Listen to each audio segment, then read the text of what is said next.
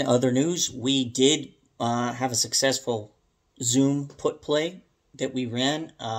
Looks like the contracts, they were up earlier today when Zoom hit around 73. They were up 40 to 50%. The strike we would have chose would have been 79 to 81. So you would have been up anywhere from 41 to 56%. And at the money, $80, that was 56%. Right now, let me just actually, it's been running for the whole, since it hit that bottom, which acted as support, it's been running. And now they're all crushed. They're in the red big time. But in my Discord, I had said this is going to be a psychological level. If we hit 10% down, that's going to be psychological. Close those positions out. Okay? For anyone holding, close those positions out. So it should have been profitable for everybody in the Discord who was in on that play. And it's still down 5. And the puts and the calls are obliterated. The calls are down 88%. And the puts, they're down like 25 to 60%. MMs can do that. They can just take the calls and the puts and put it in their bank account. And both sides get crushed. It happens. So that's why I frequently say, take the gain. Don't be greedy. Take the money. I close out things way early sometimes and they just keep running. But I've secured money. Okay, I didn't wait for it to turn on me, and now I'm red. I went from having money to now I'm red, right? So I'm taking that money. I probably would have taken that around 7, 8. Like if that thing was up 30, 40%, I would have taken it. That's fine, because that's the feeling I was getting is this is kind of what we're getting. Anything more would be gravy, but it can turn around. Right, because I said, when I was talking about Zoom, I said it's here to stay. It ain't going anywhere, but Microsoft Teams is going to cut into it. And, I mean, a lot of people are back to the office, so it's not like a necessity, but I know they are using it a lot more in courtrooms, so it's usage there. And when you get government money, that money tends to keep coming in. They don't really change a lot. I mean, there's probably government computers that are running Windows 2000 still, or you know what I'm saying? Like, they don't really make a lot of changes very quickly in the government. So, I mean, they're going to be fairly stable to a degree, but I could still see them falling $30, $40. But for the time being, you take what you can get on the earnings, you wait till the next earnings, right?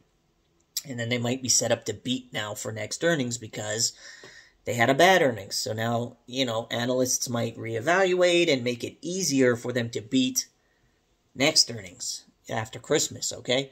So that was a win. GPS, or sorry, was it BBY? BBY. Best Buy? Yeah, Best Buy wasn't a win, and neither was AEO. Just two other plays that we had discussed in there. AEO, they were actually down 47% year over year on their revenue. 47% down year over year. Stock is up 18%. You got me. I mean, you got me. Literally. AEO. Let me type this in. I read this word for word here. American Eagle Outfitters reported quarterly earnings of 42%, which beat analyst consensus of 22%. Yay. By 90%. Well, you know, the analysts were clearly don't have any clue what the hell's going on if they're so far away from the estimate that it's a 90% beat. But then it goes on to case. This is a 44.74% decrease in earnings from the same time last year. And last year was COVID. Hello? You've done worse than a year where your stores weren't even open? It's not a beat. That ain't a beat. The analysts set you up to succeed, and the actual numbers show you're losing money in a big way. People, the new generation, they don't care about your clothing brand. They don't care about your line of clothing. If anything, they're looking for hand-me-downs from the 80s, because I'm seeing a lot of stuff I wore when I was, like, young. And that's all it is. So, It can happen. It can happen. This is the nature of the beast with these options. You can have 200, 300, 400, 500, 600, 700% gainers in one day, and you can also lose like 90%, 100% of the whole thing. They're typically boom or bust, I like to call it, or all or nothing, right? So it's not all wins. We've had a lot of wins. You got to take the losses with the wins and just hope you are averaging on the winning side of things, okay? I will be getting all of next week's plays ready to go today. I got a few hours to take care of that, and that'll all be available in the Discord. One last thing I want to say is I just had a couple members. They signed up with YouTube. YouTube isn't Discord. Don't sign up and join YouTube. That's like almost like a tip.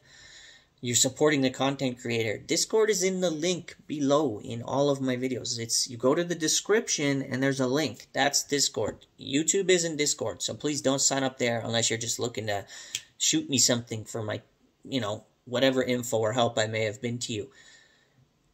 One more thing about YouTube, though, is apparently Elon is looking to run his own YouTube-style platform. Google owns YouTube, so I don't think it's going anywhere. With that said, Rumble.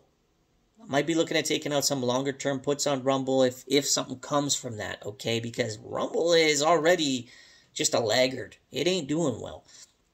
And if Rumble ain't doing well, and Elon brings out something to just be the competitor, people are just going to forget all about Rumble and move on. And it's like $10. Did it drop on that news? I mean, it ran to $9.89 and now it's sitting at $9.50, but it is looking like a bear flag has formed. Next stop would be $8.95 for a double bottom retest. And then it goes down below that after that.